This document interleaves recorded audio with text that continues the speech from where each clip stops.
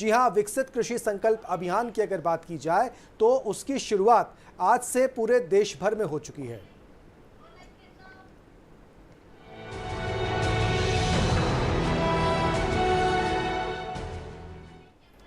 तो विकसित कृषि संकल्प अभियान की अगर बात की जाए तो उसकी शुरुआत आज से हो चुकी है और अगले 15 दिन तक ये विकसित कृषि संकल्प अभियान जो है वो देश भर में चलेगा और करीब करीब 1.5 करोड़ किसानों तक जो है इस अभियान के पहुंचने की बात की जा रही है। तमाम जो कृषि वैज्ञानिक हैं वो कृषि वैज्ञानिक किसानों के खेतों तक जाएंगे, किसानों के पास तक जाएंगे और अलग अलग दल उसके पूरे बनाए गए हैं। एक बड़े विजन के साथ केंद्रीय कृषि मंत्री, कृषि मंत्रालय की बात की जाए, भारत सरकार की बात की जाए तो वो मैदान में उतरी है। 29 मई से 12 जून तक ये अभियान चलना है। इस अभियान में 65,000 से अधिक गांवों में वैज्ञानिक दल किसानों से सीधा संवाद जो है वो करने जा रहे हैं। इसके साथ ही इस अभियान को 727 जिलों में चलाया जाएगा और प्रत्येक जिले के लिए 3 टीमें होंगी। हर टीम में 4 से 5 विषय विशेषज्ञ, वैज्ञानिक, विभिन्न विभागों के अधिकारी, नवोन्मेषी किसान आदि शामिल होंगे। इस अभियान के दौरान 1 करोड़ 30 लाख से अधिक किसानों के साथ सीधा संवाद जो है वो किया जाएगा। प्रत्येक दल प्रतिदिन 3 पंचायतों में कार्यक्रम करेंगे जिसमें करीब 500-600 किसान भाग लेंगे। वीआईपी और जनप्रतिनिधि और केंद्र और राज्य सरकारों के उच्च अधिकारी भी इस अभियान में भाग लेंगे। डीडी किसान चैनल इस अभियान से सीधे तौर पर जुड़ेगा। इसकी पूरी जानकारी आपको डीडी किसान पर मिलेगी। वहीं विकसित कृषि संकल्प अभियान का उद्देश्य क्या है, क्षेत्र विशेष के लिए खरीफ मौसम में उगाई जाने वाली प्रमुख फसलों से संबंधित आधुनिक खेती के बारे में बताना, किसानों के लिए उपयोगी विभिन्न सरकारी योजनाओं और नीतियों के बारे में किसानों को जागरूक करना। इसके साथ साथ किसानों को मृदा स्वास्थ्य कार्ड में सुझाई गई विभिन्न फसलों के चयन और संतुलित खादों के प्रयोग के बारे में जागरूक करना, किसानों से फीडबैक लेना जिससे कि उनके द्वारा किए गए नवाचार के बारे में वैज्ञानिक सीख सकें और उसके अनुसार अनुसंधान की दिशा का निर्धारण भी कर सकें। इसके साथ साथ अगर बात की जाए तो उसकी निगरानी, समन्वय और रिपोर्टिंग किस आधार पर की जाएगी। कृषि विस्तार विभाग, आईसीएआर तमाम सबको लगाया गया है। इस अभियान के लिए विशेष रूप से विकसित डिजिटल डैशबोर्ड पर प्रत्येक टीम द्वारा दैनिक रिपोर्टिंग की जाएगी। किसान विकास, कृषि विकास केंद्र जो है किसानों के बीच वितरण के लिए विस्तार सहित तमाम बातें बताएंगे। आईसीएआर डीकेएमए में एक मीडिया सेल स्थापित की गई है, यानी कि मॉनिटरिंग की पूरी व्यवस्था है। सभी केवी के इस अभियान को उजागर करने के लिए रेडियो वार्ता की अगर बात की जाए तो उसका आयोजन जो है वो करेंगे। 29 से 12 जून तक करीब करीब 15 दिन तक ये पूरी जो अभियान है ये चलता हुआ दिखाई देगा। आज इस अभियान की शुरुआत केंद्रीय कृषि मंत्री ने की है। शिवराज सिंह चौहान आज पुरी में मौजूद थे और उन्होंने कहा कि भगवान जगन्नाथ जी के चरणों में बारंबार प्रणाम करते हुए मैं ये प्रार्थना करता हूं, हे जगन्नाथ, इस अभियान पर अपनी कृपा और आशीर्वाद की वर्षा करना। भगवान जगन्नाथ के चरणों में बारंबार प्रणाम करते हुए ये प्रार्थना करता हूं, हे जगन्नाथ, इस अभियान पे कृपा और आशीर्वाद की वर्षा करना। बड़े पवित्र मन से हमने ये अभियान शुरू किया है ताकि मेरे देश में कोई भूखा ना सोए, ताकि किसी किसान की खेती घाटे का सौदा ना रहे, अन्न की कमी ना रहे, पोषक अनाज मिले, फल मिले, सब्जियां मिले और किसान को अच्छे पैसे मिले ताकि उसकी जिंदगी भी सफल सार्थक हो और वो भी सुख और आनंद से जिए। ये इस अभियान का उद्देश्य है। माननीय मुख्यमंत्री जी, आपको हृदय से धन्यवाद। पुरी की इस पवित्र धरा से इस अभियान को शुरू करने का आपने, उप मुख्यमंत्री जी आपने फैसला किया। मैं हृदय से आभारी हूँ। ये अभियान मोदी जी के नेतृत्व में एक रिकॉर्ड बनाएगा उत्पादन बढ़ाने का और मोदी जी भी हमारे लिए वरदान है।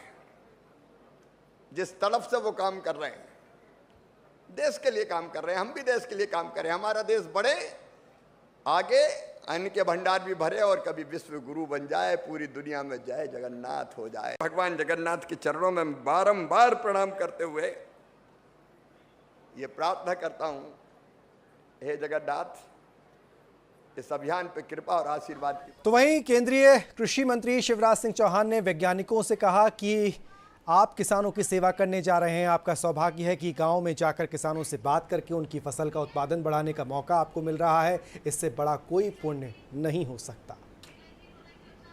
और वैज्ञानिकों से मेरा कहना है कि देखो, ये जो सेवा करने आप जा रहे हो, इससे बड़ा पुण्य कोई हो नहीं सकता। अपना ज्ञान बांटो ना भाई, और इसलिए ऐसा नहीं हो वैज्ञानिक सोचेंगे पता नहीं कहाँ प्रधानमंत्री और कहाँ ये कृषि मंत्री आ गया, भेज रहा गांव में जाओ। ये आपका सौभाग्य है कि गांव में जाके किसानों से बात करके उनके फसल का उत्पादन बढ़ाने का मौका आपको मिल रहा है। इससे बड़ा पुण्य क्या हो सकता है, इससे बड़ा धर्म क्या हो सकता है। यही तो देश की सेवा है। देश की सेवा क्या है? अरे देश के लिए मरना कभी कभी जरूरी होता है, लेकिन देश के लिए जीना तो सदैव जरूरी है। यह देश के लिए जीना है। आप जाओगे तो देश के लिए जियोगे, उत्पादन बढ़ेगा तो देश के काम आएगा। और इसलिए वैज्ञानिक भी पूरे समर्पण के भाव से जाएं और किसान भी सीखने की कोशिश करें एक दूसरे से। और कई चीज जो वैज्ञानिकों को सिखाना आप भी सिखा दें कि खेतों में तो भैया ये दिक्कत आती है, देखो, तो वो नए शोध करें, रिसर्च करें। वहीं उन्होंने कहा कि मैं पूरे देश के किसानों से अपील करता हूं कि वैज्ञानिक आपके गांव में आ रहे हैं, आप समय निकालिए और उनके साथ बैठिए, खेती में नए प्रयोग सीखिए और उत्पादन बढ़ाइए। खेत में जो किसान बैठा है इसके पास वैज्ञानिक आएंगे, आपको सारी बात बताएंगे और उसके हिसाब से आप अपनी खेती में सुधार करो। और दूसरी चीज ये, और आपको समस्या आती है तो आप वैज्ञानिकों को बताओ कि फलाना रोग लग जाता, फसल बर्बाद हो जाती है। मैं कर्नाटक गया था तो वह सुपारी के पेड़ सूख गए, बर्बाद हो गए। तो ये वैज्ञानिकों का काम है कि यहाँ कोई बीमारी है, कोई ऐसी चीज है जिससे फसल अच्छी नहीं हो रही, तो किसानों को बताए कि ये करे, और नहीं तो शोध करे, रिसर्च करे कि इस बीमारी से लड़ने का क्या उपाय है, ताकि किसान की फसल खराब ना हो। और ये भी जरूरी है कि यहाँ इस जलवायु में, जैसे उड़ीसा का पुरी वाला इलाका, यहाँ प्राकृतिक आपदा आती रहती है, तो यहाँ कौन कौन सी फसलें ठीक हो सकती है उसके बारे में भी आपको बताएं। तो ये वैज्ञानिक केवल यहाँ नहीं, उड़ीसा में भी और पूरे हिंदुस्तान में जाएंगे। 2170 टीमें। मैं यहाँ भी किसान भाइयों से हाथ जोड़ के प्रार्थना करता हूँ और देश के किसानों को भी हाथ जोड़ के ये कहना चाहता हूँ, वैज्ञानिक आपके गांव आ रहे हैं, आप समय निकालिए, इनके साथ बैठिए। जय जवान जय किसान। अटल जी ने जोड़ा जय विज्ञान, तो मोदी जी ने कहा जय अनुसंधान।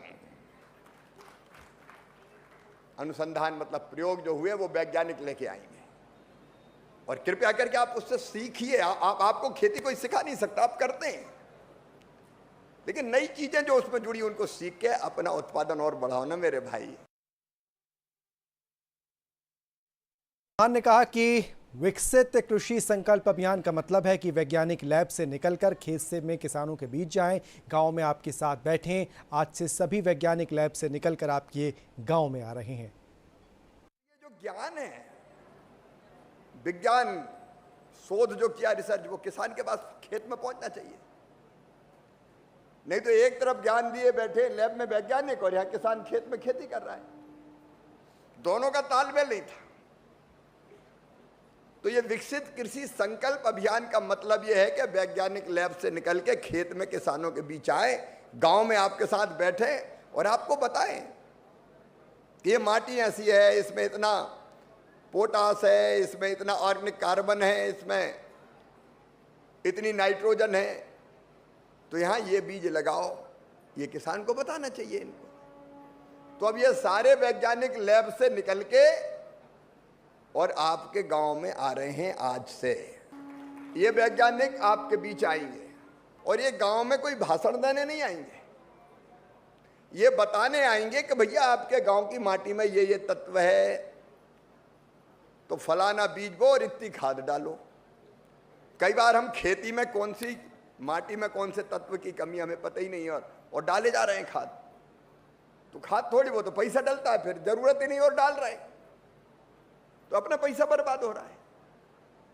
कौन सा डालना चाहिए और कितना डालना चाहिए। नहीं तो राम ने डाला तो श्याम भी डाल रहा है। अब राम का खेत अलग और श्याम का खेत अलग, दोनों की जरूरत अलग अलग है। इसलिए जो सॉइल हेल्थ कार्ड बनाए उसमें मिट्टी के तत्व पता है, तो उसके हिसाब से खाद डालना ही आपको बताएंगे आगे। कृषि अर्थव्यवस्था की रीढ़ कैसे है, खेती अर्थव्यवस्था की रीढ़ कैसे है और मोदी सरकार की प्राथमिकता इसलिए कृषि क्यों है, ये भी उन्होंने बताने की कोशिश की। कृषि खेती भारतीय अर्थव्यवस्था की रीढ़ है और किसान उसकी आत्मा। किसान जब खेत में बीज बोता है तो केवल बीज नहीं बोता, वो जीवन बोता है। जैसे मंदिर में दीप जलाते हैं और दीप जलाना भगवान की पूजा है, वैसे ही खेत में बीज बोना भी भगवान की पूजा ही है। क्योंकि खेत में बोया हुआ यह बीज हमें जिंदगी देता है। हम क्या खाते हैं? खेत में जो बोई हुई फसलें, उसी का अनाज, फल, सब्जी, यह हमारी जिंदगी का आधार है। अन्न ही तो ब्रह्म है। जगन्नाथ का भात जगत पसारे हाथ। लेकिन यह भात सबको मिलता रहे, कोई भूखा ना सोए। चावल हो, गेहूं हो, दालें हो, फल हो, सब्जियां हो, फल फूल से लदी हो औषध अमोघ सारी। देश में कोई कमी ना रहे। और अपना देश भी छोटा मोटा देश थोड़ी है। अमेरिका की आबादी 30 करोड़ है, अपन तो 145 करोड़ है। 145 करोड़ लोगों का पेट भरना है और वो काम करता है अन्न उगाने का किसान। इसलिए किसानों की सेवा मेरे लिए कृषि मंत्री के रूप में भगवान की पूजा है। मैं पूजा मान के ये काम करता हूं। प्रधानमंत्री जी ने मुझे जिम्मा दिया कृषि मंत्री का, ग्रामीण विकास मंत्री का, तो उनके नेतृत्व में मुझे कुछ सूझता ही नहीं है। किसान मेरे रोम रोम में रमे हैं और खेती मेरी हर सांस में बसी है।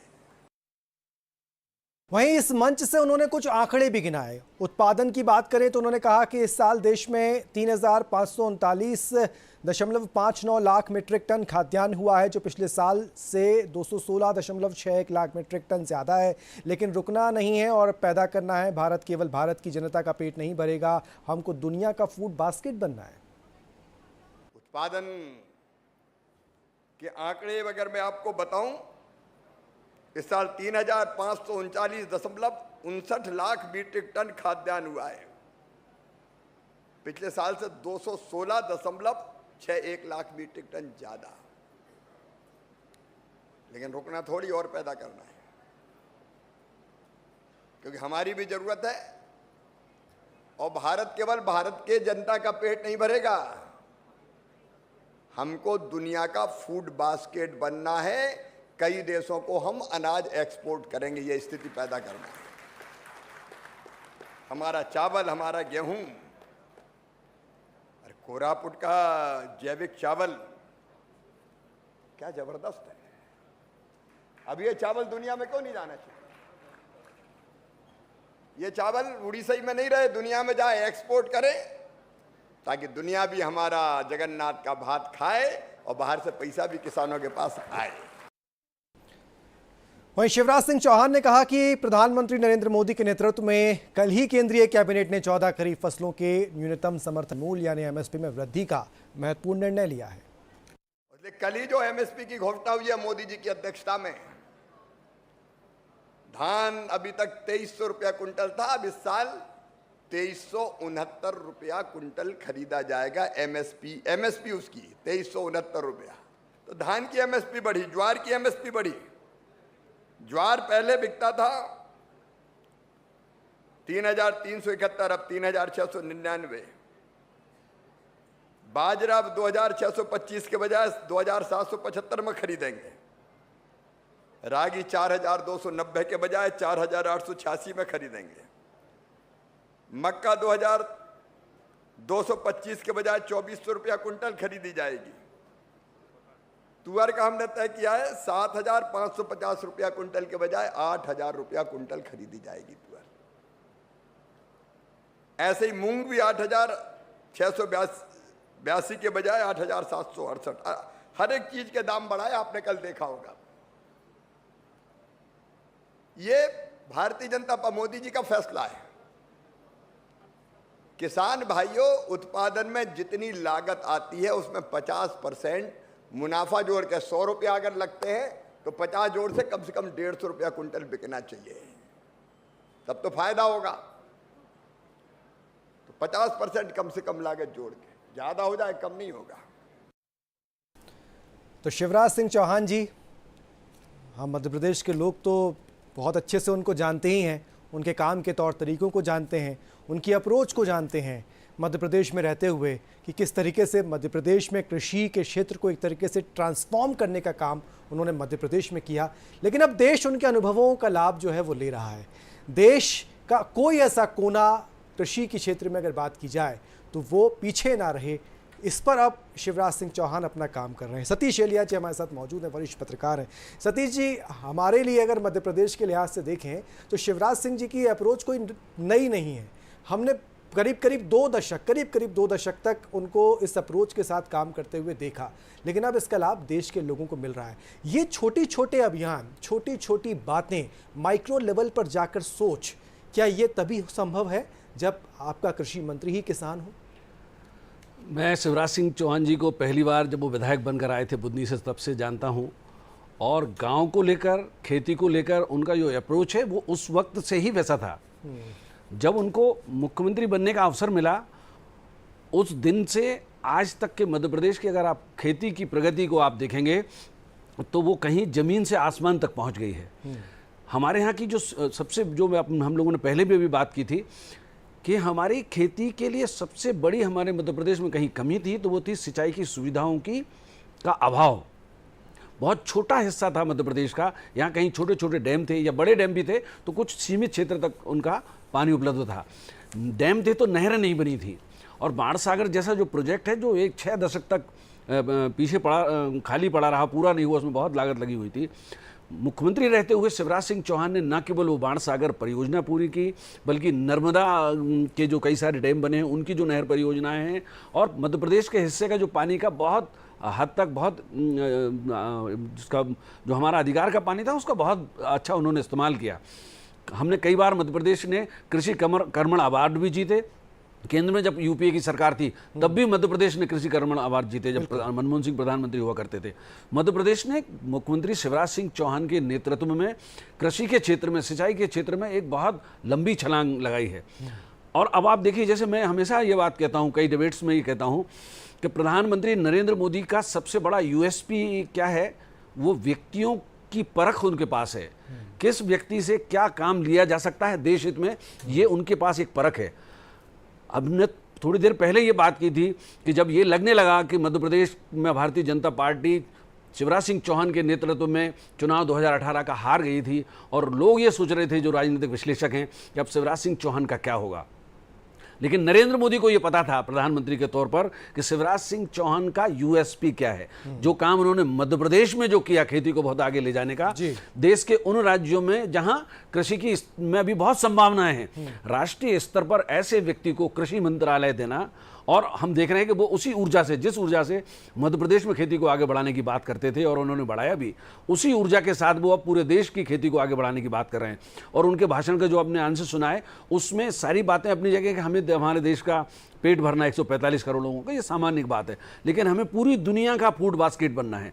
अभी हमने देखा कोरोना काल के समय में और कोरोना काल के बाद यूक्रेन जब युद्ध हुआ, रूस और यूक्रेन का जो युद्ध अभी भी जारी है, उसके बाद से आधी दुनिया में अनाज का संकट खड़ा हो गया, खासकर अफ्रीकी देशों में, क्योंकि यूक्रेन एक बहुत बड़ा अन्न उत्पादक, गेहूं का बहुत बड़ा उत्पादक था। मध्य भारत जो है अब वो यूक्रेन या और कई राज्यों की जगह ले सकता है और पूरी दुनिया का पेट भरने की स्थिति में आ सकता है। जैसे हम कह रहे हैं कि हम हर हथियार बनाने में आत्मनिर्भर हुए और हम दुनिया को हथियार बेचने लगे हैं, क्योंकि अमेरिका की जो ताकत है वो हथियार बेचने में है। हमारे पास खेती की भी एक बहुत बड़ी ताकत है, जिससे हम विश्व की जो विश्व गुरु बनने की बात अभी शिवराज सिंह चौहान जैसा कह रहे थे, लेकिन हम पहली अर्थव्यवस्था बन सकते हैं। अनुसंधान की बात करें, जो प्रधानमंत्री ने भी कहा जय अनुसंधान, और शिवराज सिंह चौहान का ये फोकस है कि लैब से खेत तक चीज़ें जो है वो बहुत दूरी और बहुत समय तय ना करें।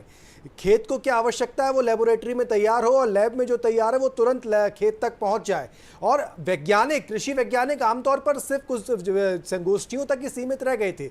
हमारे देश में हमने देखा था कि कभी कभी कुछ संगोष्ठियां हो जाया करती थीं, वहीं तक सीमित थे। लेकिन आज एक अभियान के तौर पर उनको ग्राउंड पर भेजना, खेत खेत भेजना, अलग अलग तासीर को समझना, मिट्टी की अलग अलग किसान की जलवायु को समझना, वहाँ पे खेतों के आसपास के इलाकों की, ये जो अप्रोच है। और साथ साथ अगर देखें कि ये अनुसंधान कहीं ना कहीं जल्द से जल्द खेती को ट्रांसफॉर्म कर दे, ये सोच कितनी महत्वपूर्ण। देखिए, दो बातें हैं। मेरा पृष्ठभूमि भी ग्रामीण पृष्ठभूमि से मैं खुद भी आता हूँ और मेरा परिवार भी कृषि की पृष्ठभूमि से आता है। तो किसानों के साथ दो चीज़ें हैं हमारे मध्य प्रदेश में भी और पूरे देश के किसानों के साथ, कि जैसे अभी शिवराज सिंह चौहान जी कह रहे थे कि श्याम का खेत अलग है और राम का खेत अलग है, लेकिन श्याम और राम एक ही खेती करते हैं। तो हमारे यहाँ क्या होता है, एक पैटर्न चल पड़ता है। सोयाबीन से अगर किसी किसान को लाभ हुआ तो सारे लोग फिर सोयाबीन बोने लगते हैं। धान से किसी किसान को लाभ हुआ तो सारे लोग फिर धान की तरफ जाने लगते हैं। लेकिन सबके खेत अलग हैं, सबकी मिट्टी अलग है, हर क्षेत्र में अलग तरह की एक जिसको कहते हैं जलवायु है। किस क्षेत्र में किस खेत में क्या बोया जाना चाहिए ये बहुत महत्वपूर्ण है। लेकिन एक हमारे भारतीय किसानों की एक अच्छी बात ये भी है कि अगर उनको बताने वाले सही हों, अगर उनको मार्गदर्शन सही मिले, किसानों के साथ विज्ञान का जो समन्वय है अगर वो सही दिशा में आगे बढ़े, तो निश्चित रूप से हमारे किसान भी ये राम और श्याम एक ही खेत में बोने के बजाय राम और श्याम अपने खेत के हिसाब से फसल वैसी बोने लगते हैं और खेती आगे बढ़ती है। ये बिल्कुल संभव है, लेकिन ये दो तरफा होना चाहिए। केवल वैज्ञानिकों की तरफ से बात नहीं कही जानी चाहिए या केवल किसान की तरफ से नहीं कहानी जानी चाहिए। शिवराज सिंह चौहान जी के आपने जो पूरा दिखाया वीडियो जो उन्होंने अपने भाषण में कहा, उसमें दो तीन चीज़ें साफ हैं। किसानों से भी उन्होंने कहा कि भैया वैज्ञानिक आपके पास आ रहे हैं तो आप उनकी बात सुनिए, और वैज्ञानिकों से कहा कि भाई साहब आप वैज्ञानिक हैं, सब चीज़ें जानते हैं, तो जाके आप किसान को बताइए। जब ये दोनों लोग मिलेंगे तो निश्चित रूप से कृषि के क्षेत्र में एक जो बहुत बड़ी समस्या है किसानों की, संकट जो सामने आता है, कीड़े लग जाते हैं, फसल नहीं होती है, फसल बर्बाद हो जाती है, वो उससे हम काफ़ी हद तक बच सकेंगे। और जो आय को दुगना बनाने का जो संकल्प मध्य प्रदेश के मुख्यमंत्री के तौर पर उन्होंने लिया था, वो प्रकारांतर से प्रधानमंत्री हमारे कहते हुए हैं मैं खेती को लाभ का धंधा बनाना है। वो अभी लाभ का धंधा उस तरह से नहीं है। एमएसपी एक थोड़ा सा समर्थन उसमें हो सकता है, लेकिन खेती वाकई बहुत प्रगति करेगी। और उसमें जब हम जो फूड बास्केट दुनिया का बनने की हम जब बात कर रहे हैं, तो दाम वहीं से आएगा। फूड बास्केट जब हम बन जाएंगे तो तब हम सही मायने में खेती को, और अभी भी मैं ये देखता हूं, पहले बहुत सारे लोग होते थे जो किसानी करते थे तो उनसे पूछते थे क्या करते हो, तो वो ये कहते थे कुछ नहीं करते, खेती करते हो। वो जो नकारात्मक भाव था वो धीरे धीरे कम हो रहा है। लोग अब शान से ये कहते हैं कि मैं खेती करता हूं। रिफॉर्म, परफॉर्म, ट्रांसफॉर्म की बात हमेशा मोदी सरकार करती है। और जब बात कृषि की होती है सर, तो किसान तो खेत में है, कृषि मंत्री भी अब खेत में जाता हुआ दिखाई दे रहा है। पहले हमने बहुत कम देखा देश के कृषि मंत्रियों को खेतों में जा जाके या विदेशों में जा जाके, अभी विदेश दौरों पर भी वहाँ की खेती किसानी की तकनीकों को देखना और जनता से शेयर करना। हाल में शिवराज सिंह ब्रिक्स देशों की यात्रा पर गए थे, तब वहाँ पर भी हमने यही देखे उनके वीडियो, वो किसानों को बता रहे थे कि देखिए यहाँ ऐसा होता है, देखिए यहाँ ये तकनीक इस्तेमाल की जाती है। लेकिन जो कृषि पर काम करने वाले लोग हों, किसान हों, अधिकारी हों, नेता हों, मंत्री हों, वो अब एसी कमरों में नहीं बैठेंगे, ये तय है। लेबोरेटरीज में काम करने वाले वैज्ञानिक लैब तक सीमित नहीं रहेंगे, खेत तक तो जाना पड़ेगा उनको। कृषि भवन से तो निकालने का काम शिवराज सिंह चौहान कर रहे हैं। निश्चित ही देखो, खेती में जितने भी स्टेक होल्डर्स हैं वो कृषि वैज्ञानिक हैं, जो बीजों का संवर्धन कर रहे हैं, बीजों की नई किस्म उपजा रहे हैं, वो किस मिट्टी में उपजती है और वो बीज, संकरित बीज कैसे आगे बढ़ता है, या यदि कोई बीज जो है उस ज़मीन में बोने के लिए योग्य नहीं है या ज़मीन उस तरह की नहीं है, उसकी तासीर बदल गई है, तो कृषि वैज्ञानिक, एक्सटेंशन के जो ऑफिसर्स हैं कृषि विभाग के, वो और किसान खुद, और जो जनप्रतिनिधियों को भी उससे जोड़ने की आवश्यकता है। जो पंच हैं, सरपंच हैं, उनको भी उस सारे अभियान से जोड़ने की ज़रूरत है। और इसमें भी महिला सशक्तिकरण की जो बात है, क्योंकि हमारी ग्रामीण अर्थव्यवस्था में, ग्रामीण खेती में महिलाओं की बहुत बड़ी भूमिका एक उसमें होती है। तो हमने देखा कि प्रधानमंत्री मोदी जी ने जो एक ड्रोन दीदी का एक कॉन्सेप्ट जो दिया है, उसमें महिलाओं को प्रशिक्षित किया जा रहा है, वो खेतों में दवा का छिड़काव और उस तरह की भूमिका उनको मिली है। तो वो सब के साथ मिलकर अगर हम प्रगति करेंगे, ये तो बिल्कुल तय है कि हमने अपना जो खाद्यान्न की जो भारत की किसी ज़माने में समस्या होती थी, बहुत एक वक्त में लोगों को एक वक्त खाना खाना पड़ता था या खाना उतना उपलब्ध नहीं हमारे यहाँ नहीं होता था। अब हमारे पास देश में पर्याप्त अन्न के भंडार हैं, हमें ग्लोबल बास्केट बनना है और उसके जरिए किसान को संपन्न बनाना है। और किसान को संपन्न बनाना, खेती को संपन्न बनाना, इसका मतलब ये है कि हम भारत को जो आर्थिक बड़ी शक्ति बनाना चाहते हैं उसमें इसका बहुत बड़ा योगदान साबित होगा और इसी के जरिए हम आगे बढ़ेंगे। अन्न के भंडार भरे रहें, ये कहा गया, और हमें यहीं तक नहीं रुकना है, हमें तो जो आप भी कह रहे हैं ना, फूड बास्केट बनना है। इससे देश की अर्थव्यवस्था पर तो असर पड़ता ही है, किसान पर तो असर पड़ता ही है, लेकिन पूरे देश की वेल्थ की अगर बात करूं और जो पूरे देश के कॉन्फिडेंस की अगर बात करूं, क्योंकि ये दौर बहुत कठिन है सर। कई देशों के बीच में हमने कई युद्ध होते हुए भी देखे हैं, कई बड़ी बड़ी महामारियों के दौर से हम ये पूरी दुनिया हाल के दिनों में भी गुजरी है, और उस दौर में ये किसान की भूमिका हो, अन्न के भंडार बढ़े हो, और ये सब तो ठीक है, स्टोरेज पर भी एक बड़ा काम देश की सरकार कर रही है। तो ऐसे में ये किसान और ये भंडारण और ये स्टॉक होना, ये कितना महत्वपूर्ण हो जाता है? देखिए, हमने भारत में वो दौर भी देखा है जब हमारे पास अन्न के भंडार नहीं थे या कि हमको हमारा काम ही उससे नहीं चलता था। फिर हमने ये देखा कि हमारे यहाँ एक हरित क्रांति हुई और अन्न का उत्पादन लगातार बढ़ता गया। फिर आई स्टोरेज की समस्या। हमने देखा कि मौसम जो है हमारे देश में, मानसून बहुत ज़्यादा होता है, कहीं बहुत ज़्यादा वर्षा होती है, इतनी ज़्यादा कि हमको अनाज सहेजना मुश्किल हो जाता था। और जो समर्थन मूल्य पर जो सरकार FCI के जरिए जो खरीदी करती है, वो बहुत सारा अनाज हमारा पानी में, बारिश में भीग कर खराब हो जाता था। अभी भी यदा कदा इस तरह की बातें सुनाई पड़ती हैं। तो अन्न के उत्पादन बढ़ाने की जो कवायद है, दुनिया का हमारा फूड बास्केट बनना है, तो हमें अन्न का भंडारण बढ़ाने की जो हमने एक लगातार मुहिम चलाई है, उसको भी और आगे ले जाने की ज़रूरत भविष्य में पड़ेगी। तो इस क्षेत्र में भी जो रोजगार करना चाहते हैं, उद्यम करना चाहते हैं, जो उनके लिए भी एक बहुत बड़ा, खेती आगे बढ़ेगी तो उसके जो पेरीफेरी जो उद्योग हैं, फूड प्रसंस्करण का जो उद्योग है, पूरी दुनिया में हम उसकी सप्लाई का भी बढ़ सकता है। मतलब उद्यमी लोग जो हैं वो खेती आगे बढ़ेगी, उत्पादन आगे बढ़ेगा, तो किसान भी संपन्न होगा और उससे जुड़े हुए उद्योग भी आगे बढ़ेंगे और हम खाद्यान्न के मामले में, खाद्य पदार्थों के मामले में बड़े निर्यातक भी बन सकेंगे। और फिर हम जो तीसरी अर्थव्यवस्था बनने की बात करते हैं, दुनिया की तीसरी आर्थिक ताकत बनने की बात करते हैं, जिससे हम सिर्फ एक पायदान नीचे बचे हैं, वो भी बहुत संभव हो पाएगा। सर, बीजों पर भी बहुत काम हो रहा है और अलग अलग जलवायु के हिसाब से बीजों की क्या आवश्यकता है। हमने हाल में प्रधानमंत्री को भी खेतों में जाते देखा, कृषि मंत्री भी उनके साथ थे, और ICAR हो, ये तमाम जो लैब संस्थाएं हैं, ये सब बहुत गंभीरता से इस पर काम कर रही हैं। ये हम ये माने कि कृषि का भी एक नया इंफ्रास्ट्रक्चर वर्तमान दौर के हिसाब से तैयार हो गया है। देखो, दोनों ही बातें हैं। संकरित बीज से उत्पादन बढ़ता है, इसमें कोई दो राय नहीं है, लगातार बढ़ता जाता है।